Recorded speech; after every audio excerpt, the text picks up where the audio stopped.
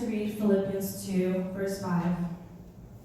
It says, "Have this mind among yourselves, which is yours in Christ Jesus, who though he was in the form of God, did not count equality with God a thing to be grasped, but emptied himself by taking the form of a servant, being born in the likeness of men, and being found in human form, he humbled himself by becoming obedient to the point of death, even death on a cross."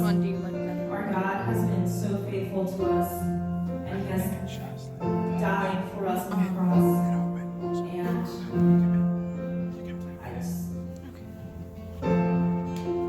And this is the reason why I praise God.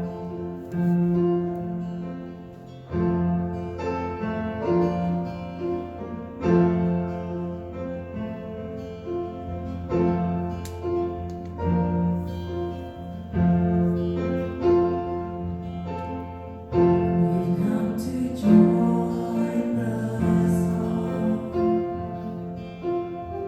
sung long before our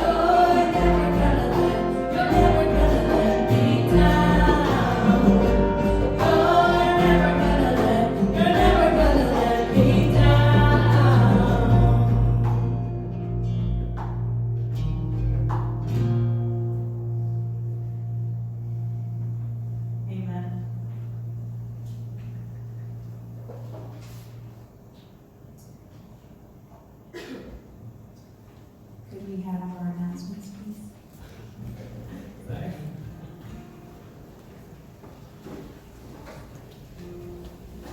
Hello, good morning. Morning, everybody. Boy, that was awesome. That was really nice. So, welcome to Access Church. We're happy that everybody is here this morning. I see a lot of good faces. That's a good thing. That's a joke. Here at Access, we're all about following Jesus, and our mission is to inspire people to make Jesus the center of their lives. And our vision is to be a Christ-centered, multi-ethnic community that advances the love of God across cultural barriers and across the borders of our city.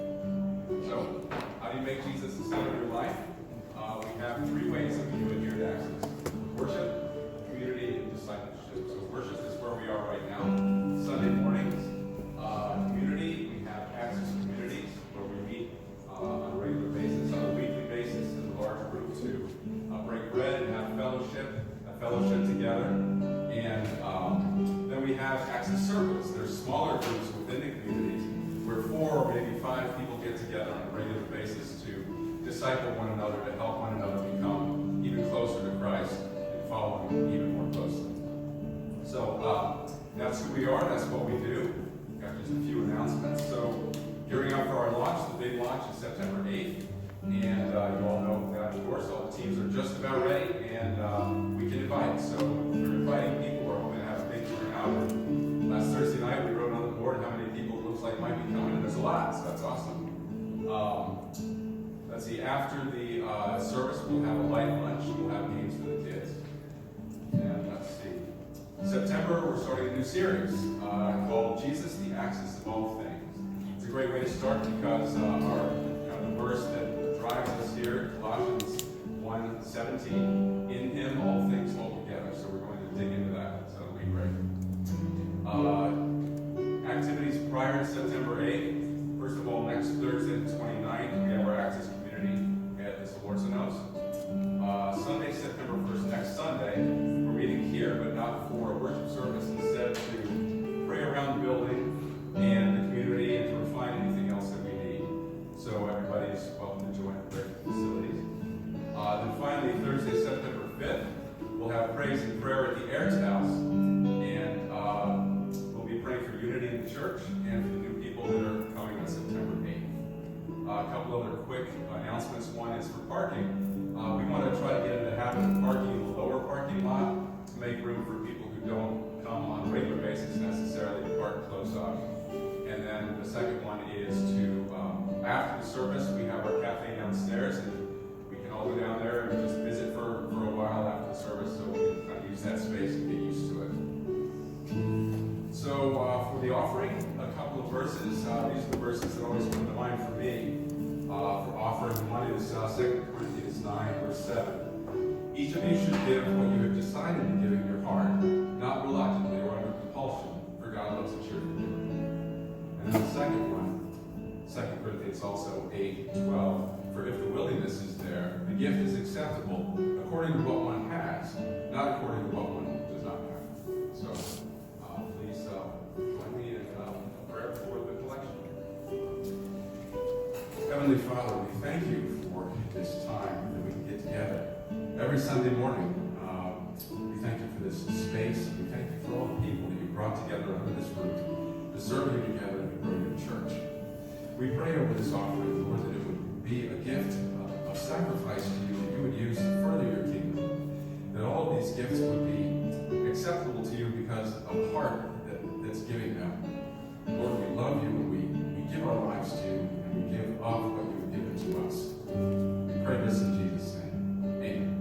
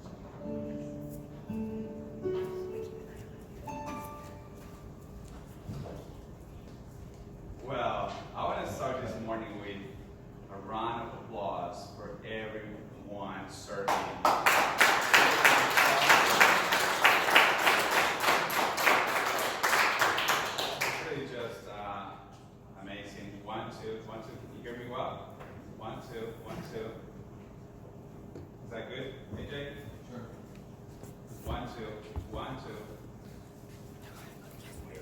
Wow, we can hear my vote from AJ Carlton. So, it's been, wow. There you go. Yeah, wow. Okay. Thank you. Thank you so much. So it's been quite a ride. It's been really amazing. And I'm talking since a year ago or so when this journey started for all of us. For most of us, it was a year ago or so that we started just feeling in our hearts the calling to plant Access Church. And we were like, how is this going to happen? And I was the first one, forgive me, but I was the first one even, just thinking, who's the people that are going to join us, how is God provide the finances, the places, all the details that need to take place. But we believed God. And we started just coming together as a team. We celebrated every time a new family joined the team, and prayed for the 12 families God put in our hearts that were going to become the core team of Access Church. And we started focusing on the heart of the Great Commission, which is fellowship, community, and making disciples. We didn't even think about Sunday mornings at all back then. And it's just recently, a few months, maybe 6-7 months ago, that we started thinking about Sunday mornings. And we call them Access Sundays. And we started dreaming together, planning, organizing everything for our Access Sundays. And now we're here. Last Sunday, we were just commissioned at a Bay Area Community Church. It was a very emotional, intense time. It was so symbolic for every one of us. Wearing on a t-shirt. I was just there, and just thinking, how did this happen? How did this happen? It's just been an amazing journey. And just to see everybody growing so much, and the families being strengthening so much, it's been just an amazing thing to see. 1, 2, 1, 2. Where's AJ? I think the batteries are dying here somewhere. 1, 2. Maybe this one. And in these last months, 1 or 2 months prior launching day, we've been walking through the series On the Line. We've been encouraged and challenged by the Lord to get ready for the race. And now we're shifting gears. Now we're gearing up for the real deal. Now we're gearing up for game day. It starts on September 8th. And throughout this series, On the Line, God has spoke to our hearts from His Word, particularly from Luke chapter 9, verses 1 to 6. How are some things we have to bring with us for this race? Do you remember? We have to bring basically our faith in our ideas, His authority, and His power with us, nothing else. We learn how God wants us to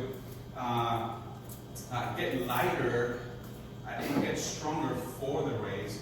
And in order to get lighter, there are some things that we need to stop carrying with us. Those things are fear and anxiety. Do you remember that from Luke chapter 9? And there's some things we must start doing in order to get stronger, to race or to run this race with energy, with His power. And those things are basically just getting into the dynamic of making disciples, getting out of our comfort zone, going where people are, talking about the kingdom and bringing them into the kingdom. We talked about making that shift in our mindset from just hearers of the word and become doers of the word.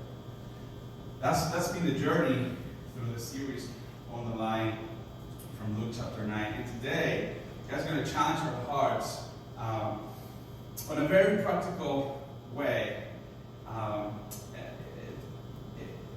how we are to start the race. September 8th is coming. Game day we're ready to go. Then what's critical is how then we remain focused and how we stay in shape. Once we start the race, a runner, it's like going for it. It's a marathon, or it's maybe multiple races. It's just a journey. And he's concerned now. It's not necessarily how to prepare, how to get ready, but his concern now should be how to stay focused and how to stay in shape. Do we agree on that? So we've been basically, in summary, learning how to get ready. But this morning, we're going to learn about how to stay focused, how to stay in shape. Are you in it? Yeah, let's pray first. Lord Jesus, thank you for Access Church. Thank you for just the privilege to team up with all these families and children for the sake of the advancement of the kingdom of your Son. Lord, but most of all, we thank you for the opportunity you gave us to partake in your family, in your kingdom, to be called your children. We pray, Lord, that each and every morning you would continue to challenge our hearts through your word. Every time we meet, during the week, or on a Sunday morning. I pray this morning, Lord, that you would give me the strength in your spirit to proclaim your word clearly as I should for your glory. We pray all of this in your mighty name, Jesus. Amen. So the big question this morning is this: how to stay focused and how to stay in shape. How to stay in such a condition that we are able not only to start a race, but to continue and get to the end of that race. Do you remember Apostle Paul saying, I gotta be careful because I don't want to just start a race, but halfway be disqualified. I'm the one inviting you guys to start this race with me, but please pray for me that I would not be disqualified halfway, that I would not get discouraged, that I would not get exhausted, burned out. And I gotta say this, I want you to pray for me. I want you to, I beg you, pray for me, for my wife. But pray for all of us, because the enemy doesn't know what's going on here. We're starting a church. I don't know if you all see the dimension of what's taking place here. As a new seed, a new seed of the gospel is being planted in Annapolis, in this area, where a new tree is going to bring shade and light and hope to more people. It's starting right here. And our enemy doesn't want that to happen for sure. So how to stay focused, not give up halfway. I want to put it in these words for you. How to stay focused?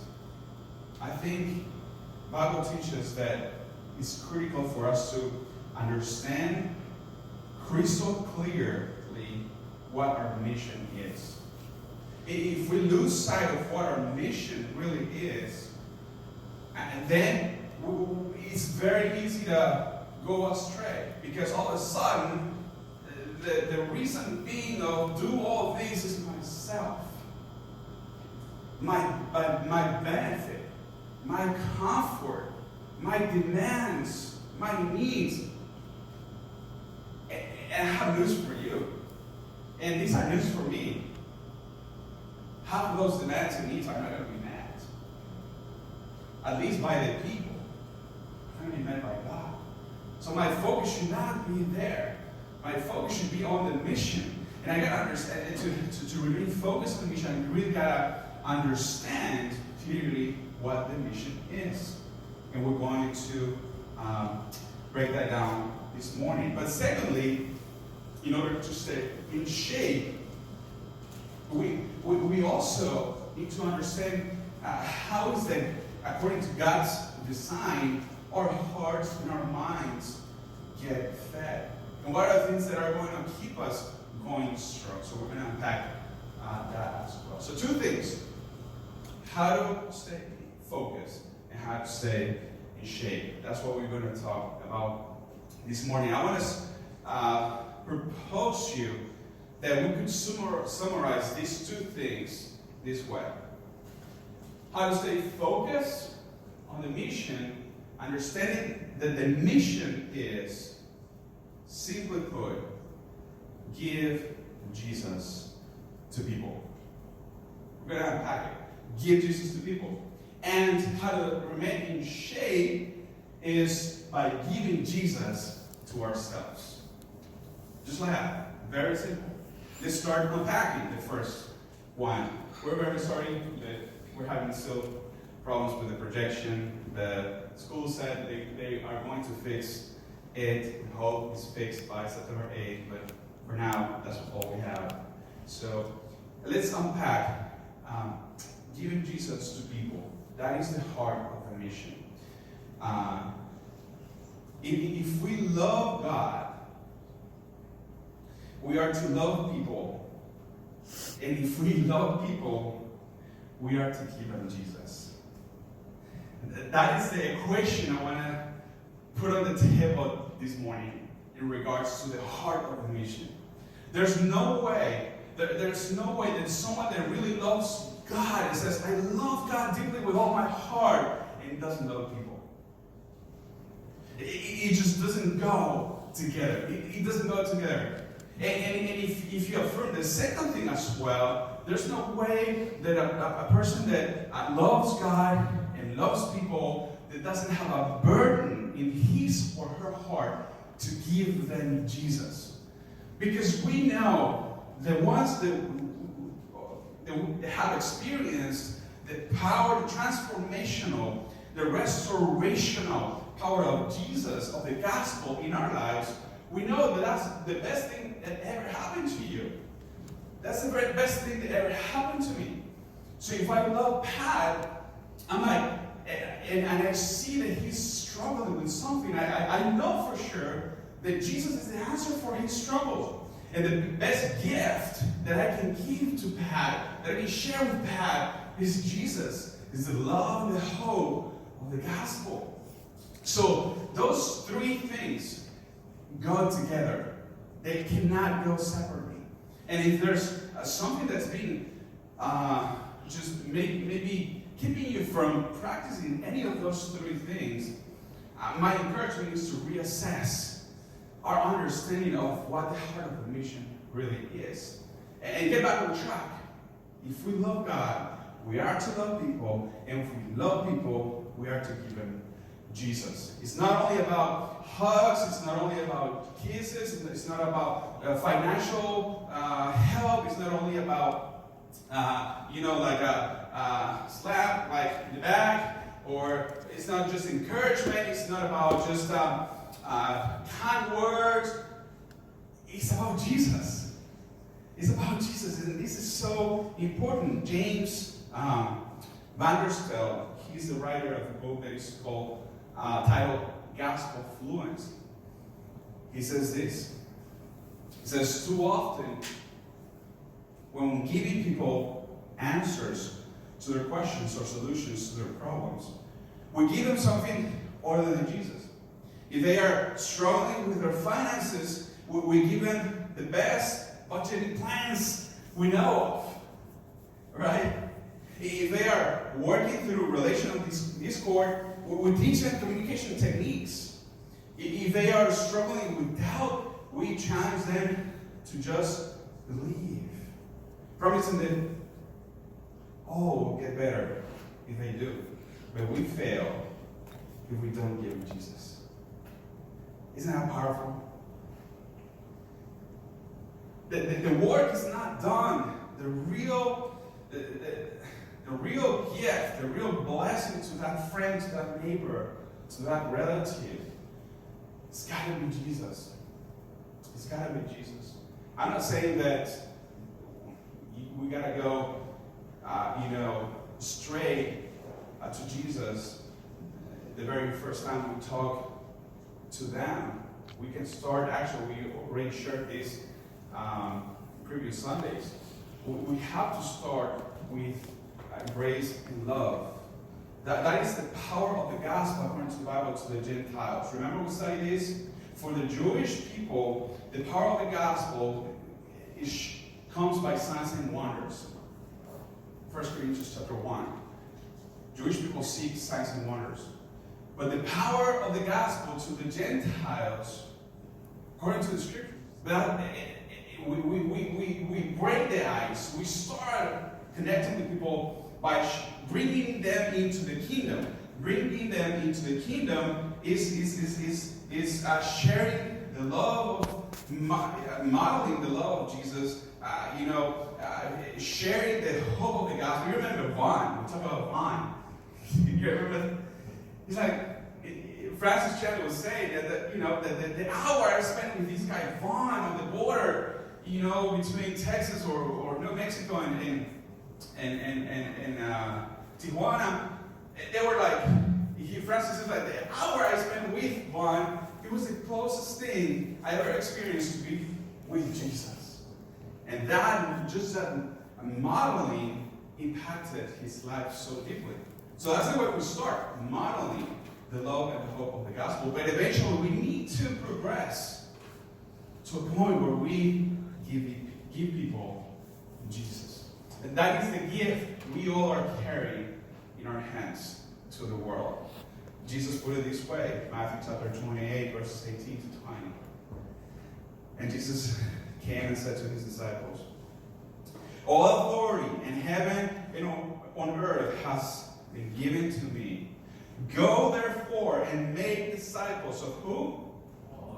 All nations, baptizing them in the name of the Father, in the name of the Son, and the Holy Spirit, teaching them to observe all that I have commanded you, and behold, I am with you always to the end of the age.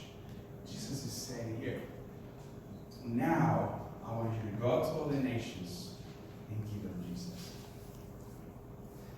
By definition, a disciple is someone that imitates the disciplines of his or her master.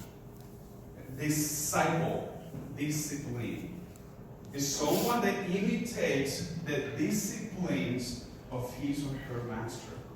Jesus is saying, go and teach them.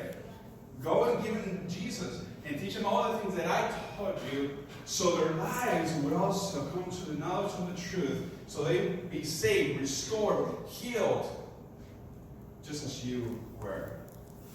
Just as I rescued your life from the pit.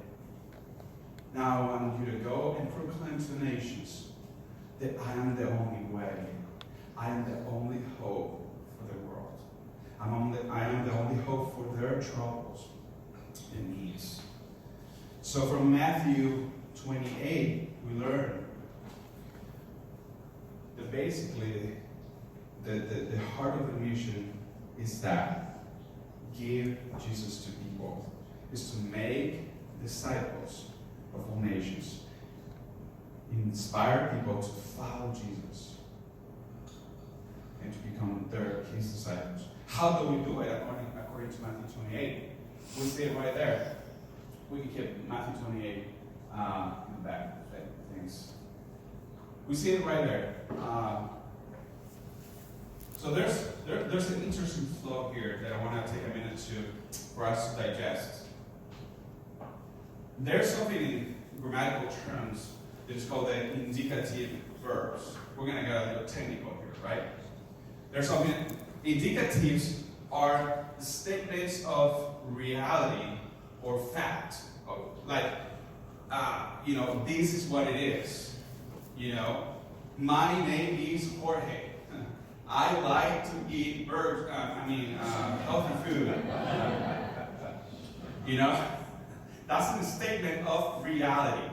right? Of truth. That's a fact.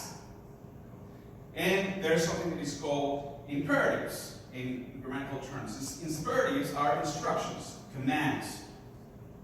Go and do these. Go and do that. And the clearer we can be with our imperatives when we talk, the best. With our kids. Sweetie, I don't know. I don't know if the way you talked to me last night was the best thing to do. What do you think? Hey, Hito, I love you. But I don't want you to talk to that like this to Bobby. This is not good. Clear. Don't, or, hey, Hito, would you consider, Sophie, transfer the ketchup that is, I think, inside the refrigerator to me at some point, if you want, when you feel ready. She's gonna be, okay, Dad, and she's gonna keep eating. And when she feels good, she's gonna do it. Now, go and get me the ketchup because I'm hungry. And I cannot start these fries. The Spanish kicks in once in a while. Without my ketchup, right? Those are the imperatives. And then there's something else that is called the participles. Participles are how we go about that instruction. How do we actually do? Okay, get up, open the door to the refrigerator, reach out to the ketchup, and bring it to me, please. Right? Okay, so real quick. The indicative, statement here in Matthew 28 is, and Jesus came and said to them, all authority in heaven and on earth has been given to me. Fact.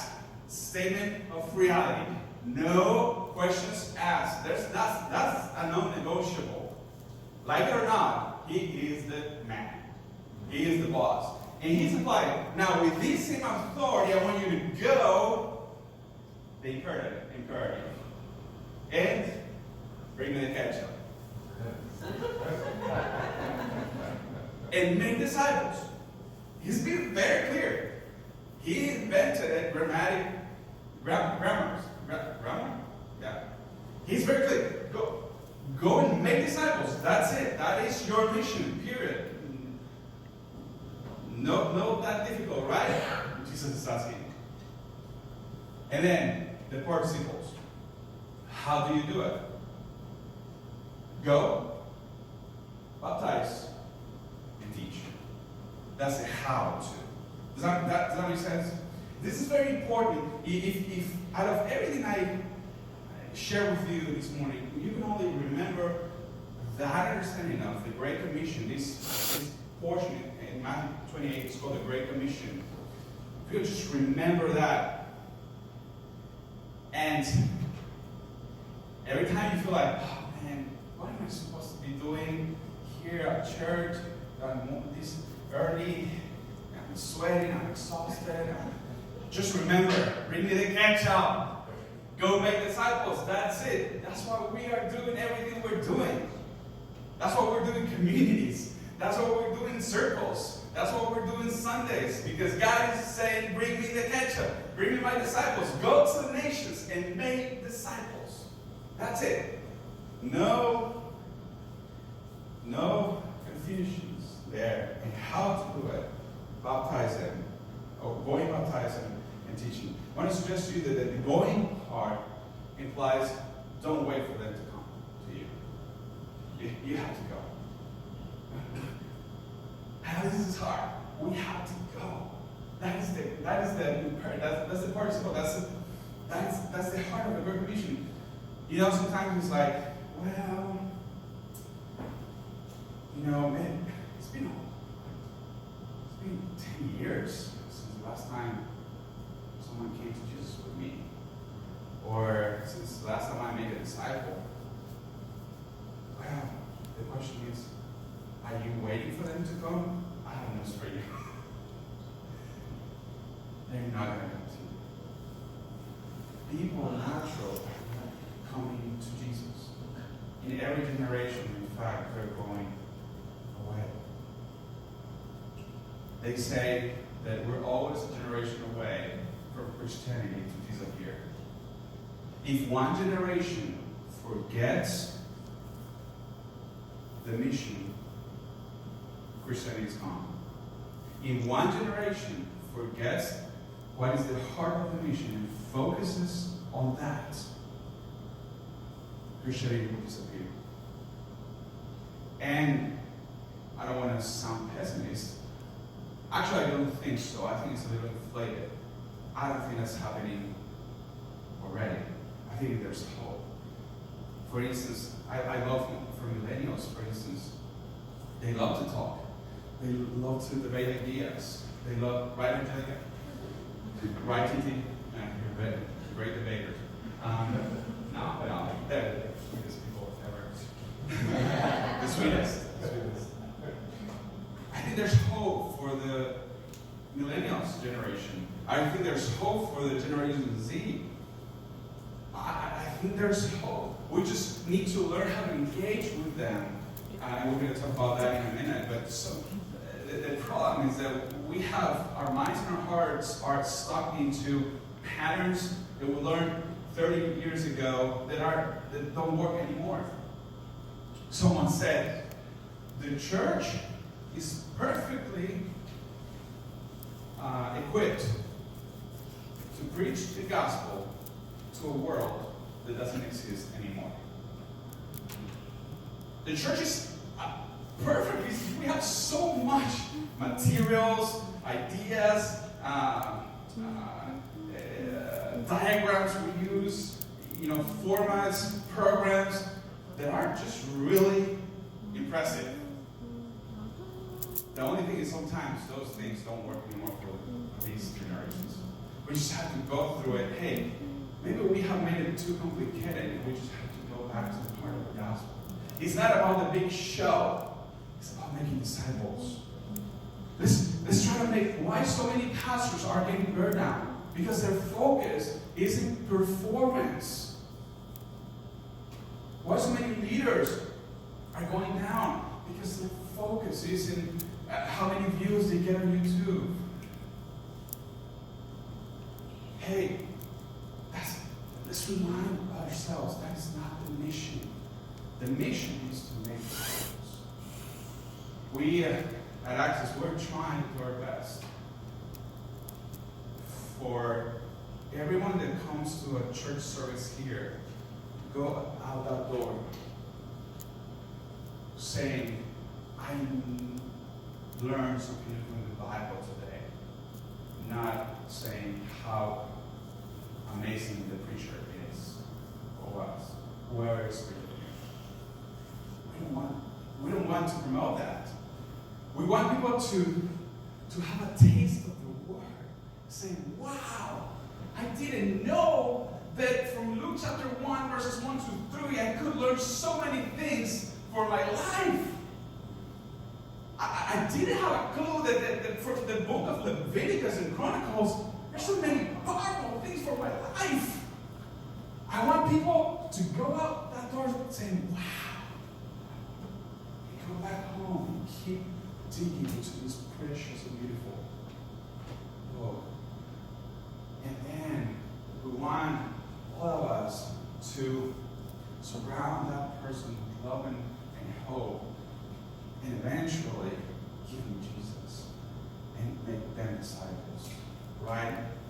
But we have to go make intentional. Actually, we're not placing all the expectation on people coming to the Sunday services. We don't want to become an attractional church. We want to become a missional church. That this all the time going out, going, not waiting for them to come. Baptize them is the other participle. I want to suggest to you that the baptizing action, verb, has to do way more than just the baptism per se. has to do with inspiring people to follow Christ. You know, that's what baptism is.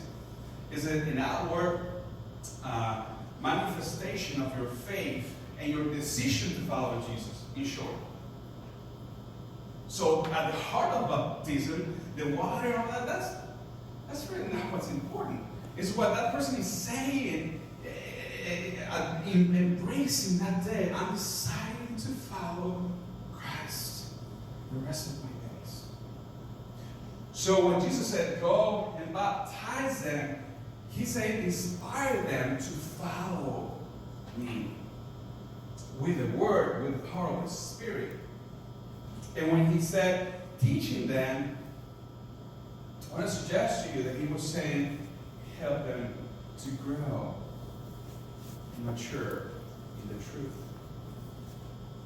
So again, we have the indicative, that's the reality, his power and his authority is what backs us up. We're not going to do to fulfill the Great Commission in our own strength or our own power. That's the reality we have to be aware of. It's not our eloquence that is going to convince people. It's his power and his authority that is backing us up. That's the indicative. Then we got to understand and focus on the heart of the mission, which is to make disciples. That's the imperative. And then the participles, how we do about that is inspiring them to follow Jesus, and then and helping them to grow, to become more like Jesus. That is giving Jesus to people. And I know it's hard. I know it's not easy. Some might say, well, you know what? That's kind of easy for me. People that might have the gift of evangelism. People that might be a little more outward oriented and more people oriented. But in general, it's difficult because the gospel is offensive in its nature to the ego of the human race. You know, how to make the shift from being on the chair without going out and inspiring people to follow and teaching people to grow. How to make that shift? Because it's hard. Lately, we have been hearing about that going on in our midst. About, I think, 4 or 5 people have been reported to come to Jesus for the last 2 weeks from ourselves. You know, and every time we receive those calls, my wife and I, we're like, yes! Yes! There's a shift taking place already. Amen. There's a harvest coming. Amen. Now I want you to hear from them, from some of them. What? Make that shift. So you to be inspired and consider to make that shift in your mind and your heart as well, to be inspired. So I want to invite Lori here, Chris, and Christina Carter-Jerome.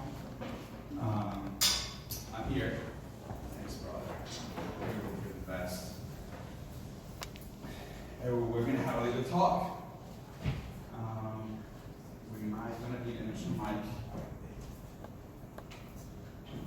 I know which mic. Okay.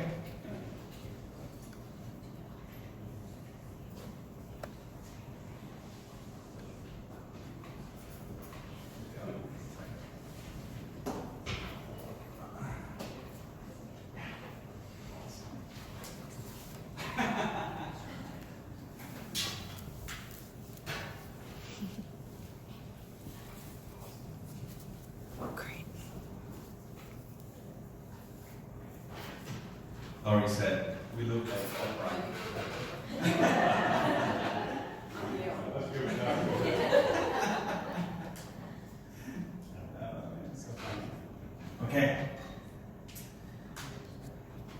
So, first of all, one, two. Awesome. Look at this. Everybody has their own mic. That's awesome. 1, 2. Awesome. Get it up for these guys. We're rocking here. We're ready to go. Are we ready to go? Start the race? Man, I'm excited. Okay. So, I just want to ask you 3 questions. First question for you to share with all of us. Has there been a shift in the level of urgency and commitment you feel now and to engage in, with people about Jesus? Has there been a shift? What's a little bit about the backstory, what's been going on over the last few years in your life, and what's going on right now? Is there a shift? Is something that is doing in your hearts in that direction? So we can start with Chris. This is the easy one because I think that the shift that I've been witnessing has been mostly in Christina and Lori, and how Chris has been an inspiration for his wife to now both be tag teaming for Jesus. So I want just to let them share.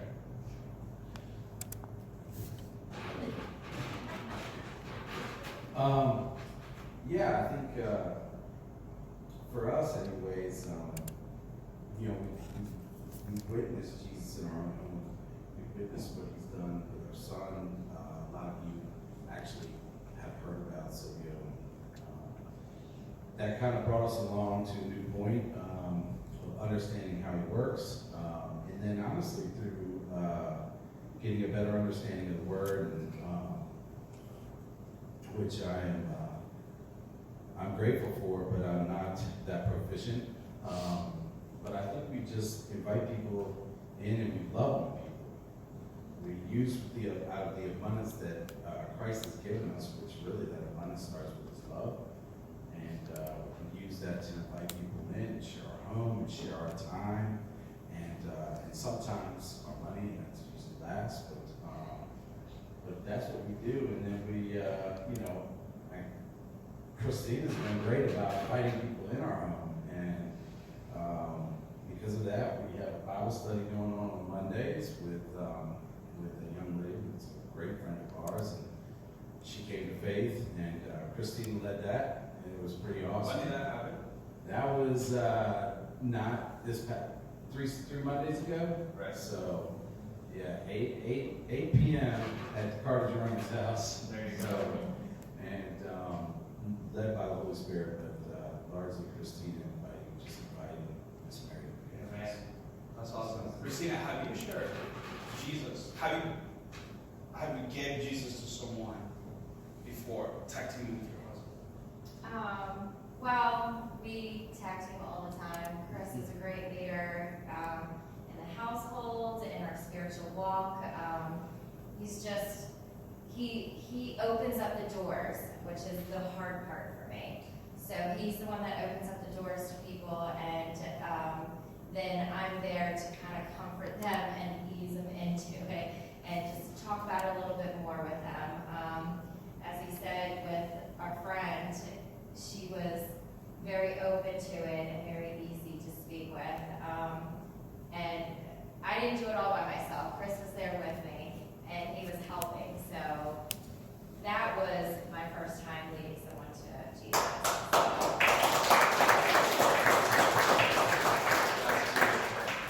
So you feel, have you been feeling a urgency or a difference when it comes to seeing people in their need of Jesus that wasn't there before? Yeah, it's a great feeling to see it in their eyes, to see it in their face, and just kind of have questions about them. They want to build a relationship, but they just don't know how to. Right. So it's nice to kind of open up the doors and be like, everybody is welcome and you are welcome, and we are here to help you. So somehow let's get started doing it how you feel comfortable. Right. That's beautiful. That's awesome. What's been going on in your heart? Tell us. I'll give you full freedom. Okay, yeah, a little lost with the question. I'll just share what I was about to share. I think the biggest shift for me, I had a huge eye-opening moment. There's someone that I love very deeply, who's an extremely close friend of mine, and we've been friends for a long time. And she shared with me just in conversation that her son had asked what my religion is, and she said, "I don't know what to tell him because you're so private." And I was just like, "Oh my gosh, you know." I just had always never wanted to make anyone uncomfortable, and just kind of thought everyone knew that I was a Christian, and at some point that they would ask me, you know, about my faith. And I just kind of assumed when they asked, I would share. And I had no idea that I was actually shying away to the point that people who are really close to my life actually just didn't even know. And that was shocking to me. And so that was it was painful, and it was a turning point. And so just talking, you know, with Sarah and Jorge and Liz and Mireille in our circle, just talking about it, just the reality of like realizing it's been a long time since I've shared Jesus with someone, obviously. And so just praying that for God to give me courage in that, and really where He changed my heart was with the conviction. When you put it in the sermon, I'm like, that makes so much sense, like to not wait until they come. And the shift, like the thing that I had been doing was waiting for when it was really obvious that they wanted it, so that I didn't risk offending them or coming on too strong or making the relationship weird. And it was all about me and what was in my head and how I thought it should maybe play out. And really I feel like how God helped me was to really say, trust me in it, and that this is actually not between you and them, but it's between Him and them. And how much He loves them, and how much I love them. And so I really just began to pray that He would show me when to go. And you know, talking with Mike and everything, and I felt like God said, like, you need to go. And I thought, this is so incredibly awkward, like so awkward, you know, just beyond. And so I just began to pray, and I hope one day the whole story will be able to be shared with the other person here, but God had just opened the door and said, you need to go now. And I had close friends praying, and I just went, and it was messy, but He opened the door and just did something beautiful. And it just like broke me out of it, where I realized how great that once I finally stopped making it about me and how I thought it should go, that I was then able to see. It was like God was just like, boom, go there, say this, boom, go there, say this, boom, go there, say this. And it was just like, oh, He really loves these people. And really but He's got to have that mouthpiece. And so it was just an obedience thing. And I was just overcome with love to the point of like, if it gets weird, it's okay, because this whole thing is in love, you know? And so, I don't know, that's been the shift for me. That's awesome. So would you say, I think the answer is already implied, but would you say that God surprised you with people's reaction? Like you might have thought that they're going to get upset, they're going to reject me, but the opposite happened. They just surrendered their hearts right there in front of you. Would you agree? Yeah. That surprises us. Tell me, to wrap it up, one thing that you think, practical thing that you can share with all of us, that you can do, to engage, with people about Jesus. One practical thing. Well, I think to back up just a bit is that the surprise part for me was God continues to surprise me with showing me how incredibly broken I am, and I just to let all of them know I walk, and that's the key word, in fear daily, in doubt, and in shame. But I know He loves me, so I continue to walk forward because of Him. And He uses that. Amen. And that is what blows my mind every time he brings somebody into my life. He brought a gentleman into my life that, I mean, this is a man from my past, and we partied together, and he brought this man in, and just like Dory said, I would love to be able to share the whole story. It's beautiful, because in the moments where he's calling these people to himself through our brokenness and using us, he's also filling you and filling in those holes in your heart that you walked in for so long. That's amazing to me, because I realize there's no way to do it without him. And it's all him. And he redeems, he brings things from the past into my present, and he brings these people in these hearts for his glory, for grounding for him. In my brokenness. That's awesome. That's good, because sometimes we feel like we're not worthy to be telling people about Jesus. And he's like, no, I believe in you more than what you believe in me. And I want to use you. Right?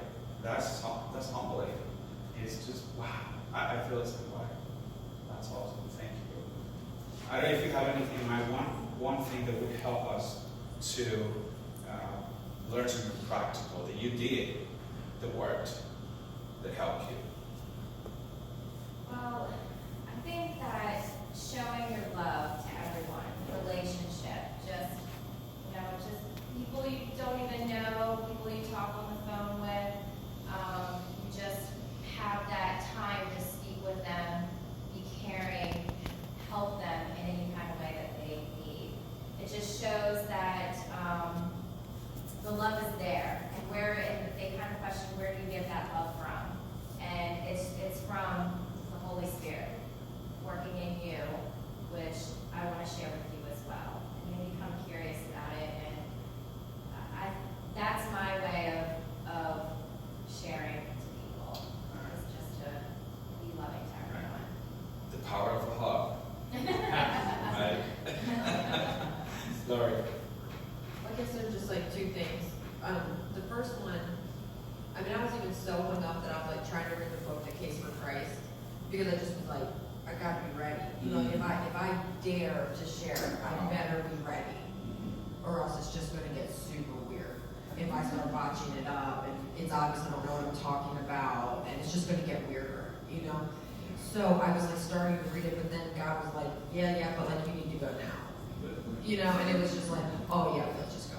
And it was just, he was more like, it wasn't a, hey, I'm gonna come in here because like I do know it all and I'm ready. It was more like, get on your knees and raise it up to the person and like be in a humble position. And that's what it was. It was like this. And I don't know it all, but he does. And it was just like an offering. And so that was a huge shift for me. And then just like a practical step, totally different situation, but just another friend and was sharing a hard time, and I was like, you know, kind of doing the text thing, and oh, I'm praying it'll work out. It was the kind words thing, and God was like, get on the phone and pray for her, you know. And I was like, yeah, can I call you? And I said, can I pray for you for what you're going through? She said, that'd be great. And God gave me a chance to pray for her, and really pray, and ask Jesus to come into a situation, and so it was the switch of. He was, what I felt like God was telling me was like, that's super awesome that you're sharing kind words and encouragement, but hop on the phone and pray with her. And it was awesome. And I was so glad I did, and she was appreciative, and it was just like, he's breaking me out of my shell. That's awesome. I love the image of you riding down the street to talk to this person, and reading the book at the same time. Step number 1, step number 2, and memorize. Awesome. Give it up for them.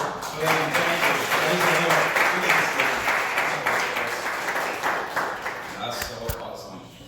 Oh man, this is heavy. Yeah, it's okay. Thanks, bro. Awesome. Yeah, sure. I mean, if you want to share with everyone, go for it, man. Okay, so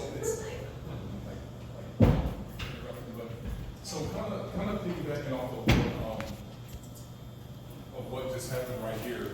And many of you don't know this, but the Lord put on my heart, and I don't know how it's going to be used, to ask 1,000 people their belief, right? And I haven't emailed it to you yet, so I have the results from the first 100 back. So what I say is, there'll be a research study, which, I mean, I am, on real reason opinions. I asked 1,000 random people 3 very simple yes, no, or I don't know questions. All right, so the first question is, do you believe that Satan is real, the devil exists? Do you believe that God is real? And do you believe that Jesus walked the earth? So out of the first 100, over 80% of the people have answered yes to all 3 of the questions. But I know for a fact that out of that 80%, they're not all saved. Or they're not all in the church. So if there's any fear with going out, people believe, right? Like I have data to prove. These are people that I know, that people at Target, people at the donut shop, people at the grocery store, people in the parking lot, people like, I write down, you know, which store, where they're at, Sally's Beauty Supply, Petco. These are places we all go. Safeway, Dunkin' Donuts, Verizon store. Mrs. Shirley. Well, Miss Shirley. Miss Shirley. These are places we've all been, right? People believe, but they just need to be led. Amen. And I have the data. Amen. Amen.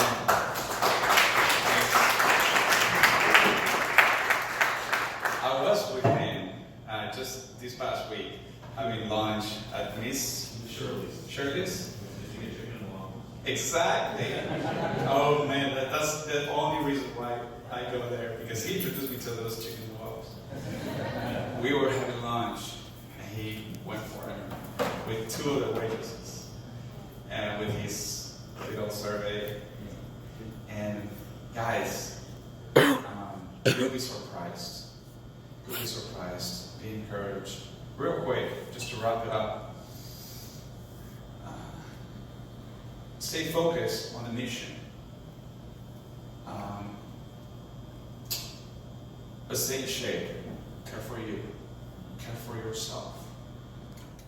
Because you can be all like focused you want, but if you're not in shape, the evil day will come and hit you hard, and we will go down. That is not a joke. And I'm not trying to be pessimist, but that is reality. I've gone through the evil day myself, and I know there's more to come. The question is not if the evil day is going to come. The question is, are we prepared to face the evil day? So pray. First thing, just pray. Keep praying. Brothers and sisters, I don't have the words, I cannot exhaust this point as much as I have in my heart to do. So I just put it like that. Pray. It sounds like, oh yeah, we don't know, but hey, no. It might be something very different than what we are used to when it comes to prayer. In Matthew 26, Jesus told his disciples, hey, pray so you don't fall into temptation. Pray.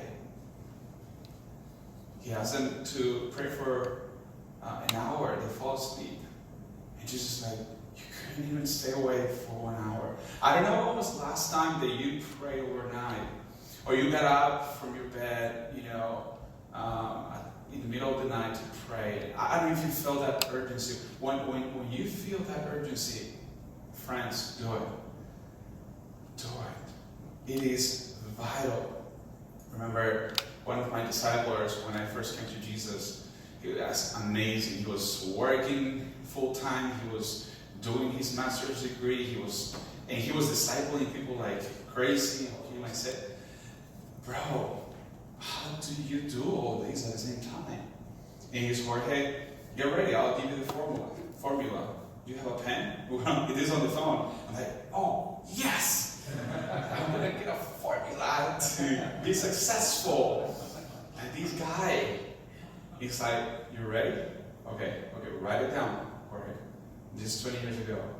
Okay, for every 10 hours that you work, dedicate 1, at least, to pray. I was like, oh, come on. You know, because that's the way we see prayer. I'm like, oh, shit. But man, that impacted me in my heart so deeply. It has impacted my life. I'm not out there by the twist of imagination, but I've seen the power of prayer. And I encourage you to pray. With all of your heart, go on your knees. Go on your knees and pray, God. Number 2, abide in Him. Abide in the Word. Again, this is one of the things we take for granted. And we're like, yeah, we know. But it's perhaps a whole different thing than we are used to. It's not about just reading, once a day and, maybe just a proverb there. It's like asking the Lord, I'm about to open this book. Lord, would you speak to me today? I need you. It's about that. It's not about just a pattern because, we're Christians. We have to have our devotions every morning at quiet times. That's good. I'm not saying that's not good, but it's way more than that. God, please. To me, I'm desperately needing you. I need answers. I don't know what to do. I need encouragement. I'm devastated. That's what it's about. Give Jesus to yourself. So give Jesus to people. That's the focus of the mission. But to stay in shape, give Jesus to yourself. I beg you, brothers and sisters, give Jesus to yourself. Then rest. Rest. To stay in shape, we need to rest. In both spiritually in the Lord. I'm not going to keep fighting against this in my strength. I'm letting it go. I'm not giving up. I'm just taking a different approach. Instead of fighting it with my strength, my human strength, I'm just going to start fighting with my spiritual weapons. And I'm going to go on my knees. Instead of trying to fix things here, try to rationalize and try to get everything together, like learning with the book, Lord, she shared that. Jesus says, then I'll put the book down. Come, I'll give you the words you need in the right time. You remember, trusting in God, by definition, is the conviction that He is going to give you what you need right when you need it. That conviction gives you rest, keeps you light. Okay, Lord, there's nothing I can do. When are we going to realize is there certain things in life that there's nothing we can do? And that God has allowed those things to take place in your life precisely for Him to show up, for Him to shine in your life and show His power in your life and your faith to be strengthened up. What He wants you to do is precisely to stop fighting and trying to fix it. He wants Him to show you that He is real. And He cares for you. 1 Peter chapter 5. Just rest in Him. Cast out all of our anxieties on Him because He cares for you. Would you consider this word this morning? Rest. Rest in the Lord. If you practice praying, abiding, and resting, there's high possibilities that you're not going to make it that far. That we're not going to make it that far. We're starting September 8th. Symbolically, it's not about the church, the institution of the church. It's about the mission God has for your life. He wants to make you a fisher of men. He wants to make you a disciple maker. He wants to use you to reach people for His glory, to make disciples of all nations. He wants you to be a bridge, a vehicle to bring the love and the hope of the gospel to your neighbor, to your relative, to your children. But you're not in shape. If we're not in shape, we're just gonna give up halfway. Let's not give the enemy any foothold, any advantage. Amen, church? Are we in this together? Okay. I just wanted to share this from the scriptures and just to get us ready to go. September 8th is game day. Are we in it? It might sound scary, but I told you last weekend, I encourage you to replace anxiety for excitement. That is the way to go. God is about to do a new thing. A new season is starting in our lives. A season where Jesus is going to become again, or perhaps for the first time in our lives, the center of our lives. Amen? Amen. Let's rise up and pray as the worship band leads us in this last prayer that is just powerful. Let's bow our heads and say, Lord, help me focus on the mission. Help me not to lose sight that the mission is not about me, about my comfort. It's about the nations. It's about making disciples, inspiring people to follow you, inspiring people to grow, to come like you, because there's desperation in the world. Because there's so much need, there's depression, there's so many evil things going on out there in people's lives. Help us plant the seed of the gospel in the needs of each table, in the needs of each family in the Annapolis area and beyond. And make that seed to flourish in the needs of these families and bear fruit for your glory, Jesus. Bringing salvation, restoration, and healing for this generation. We pray this. And help us, Lord, we stay in shape. Help us, Lord. That when we see these waters rising, these storms, that we would not panic. That we would say, I'm ready to take it. I'm ready to take it because I've been praying.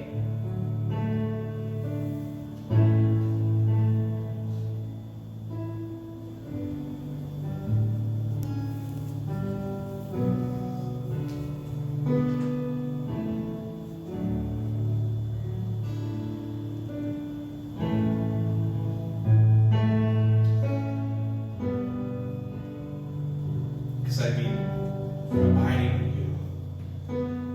And I know your promises. And I know who's with me. Because I've been resting. Because I've learned to rest in you. So Lord, take me where you want to take me. Take me wherever. I'm ready. Not in my strength, but in yours. Thank you, Jesus, for Access Church. Take us where you want us to go. We're ready in faith in you, Jesus. Amen.